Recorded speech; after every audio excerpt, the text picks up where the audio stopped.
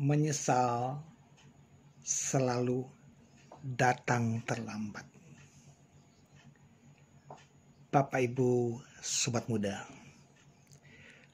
penyesalan selalu datang belakangan setelah peristiwa-peristiwa, kejadian-kejadian yang tidak kita harapkan itu terjadi. Loh, mengapa? Ya, awalnya kita tidak menyadari besar artinya kehadiran seseorang dalam hidup kita. Siapakah mereka? Mereka yang senantiasa berada di dekat kita, di samping kita, bahkan dalam pelukan kita. Ia adalah orang tua kita.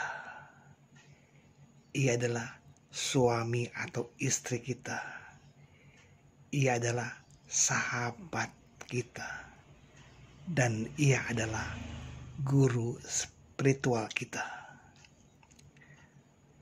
Coba kita renungkan akan arti kehadiran mereka dalam hidup kita. Andai Bapak Ibu Sobat Muda hari ini punya ayah, punya ibu, masih ada di samping kita, masih ada di bumi ini, sayangilah dia. Sayangilah dia. Berbaktilah. Berbaktilah. Bukan nanti pada saat mereka meninggal, tetapi hari ini kita bisa berikan yang terbaik buat mereka. Kenapa? Karena orang tua kita yang sudah melahirkan kita, membesarkan kita, mendidik, membimbing, menjadikan kita seseorang yang punya arti. Hari-hari kita lewati bersama mereka. Mungkin kita pernah selisih paham dengan orang tua kita. Orang tua kita pernah memarahi kita. Tetapi di balik itu, di dalam hati mereka, mereka ingin menjadikan anak-anaknya menjadi yang terbaik, yang punya arti, punya makna dalam hidupnya, dan nanti sebagai bekal hidup anak-anaknya. Bapak Ibu Sobat Muda, bagaimana besarnya kehilangan kita ketika orang tua menghembuskan nafas terakhir, bukan dengan sembahyang mewah yang bisa membalaskan jasa mereka yang sudah mereka berikan, bukan. Tetapi bagaimana wujud bakti kita selama mereka masih hidup. Jangan menyesal ketika mereka meninggal, baru kita menangis sekeras-kerasnya. Apa kata itu?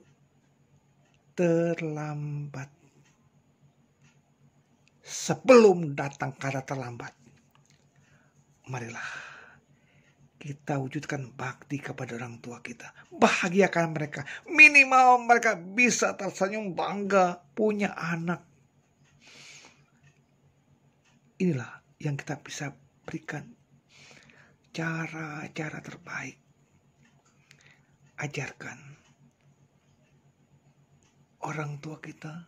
Ajak orang tua kita untuk menjadi orang-orang yang terbaik juga. Kita berikan kebahagiaan mereka. Lalu, Bapak Ibu, bila kita hidup berkeluarga, tentunya ada pasangan hidup kita, ada suami atau istri yang senantiasa bersama kita dalam mengarungi kehidupan ini. Berjuang bersama, bahagia, menderita juga bersama. Mungkin ada selek-selek kecil, tengkar-tengkar kecil, hal yang wajar. Tetapi salinglah mengerti, salinglah membahagiakan. Bisa jadi ada duri-duri kecil ketika dalam perjalanan hidup berkeluarga. Tetapi pastikanlah apa tujuan semula kita berkeluarga. Jalani, bahagiakan mereka. Jangan sampai menyesal ketika mereka sudah tiada. Kemudian, sahabat. Ya, hari-hari kita lewati biasa. Ngobrol, bercanda, ya sedikit bertengkar, juga hal biasa. Saling video call, saling kirim WA, saling kirim SMS, hal yang biasa. Tetapi kita terkadang tidak peduli akan perasaan sahabat, akan kemauan sahabat. Akhirnya terjadi perselisihan paham, bertengkar, ribut, bubar.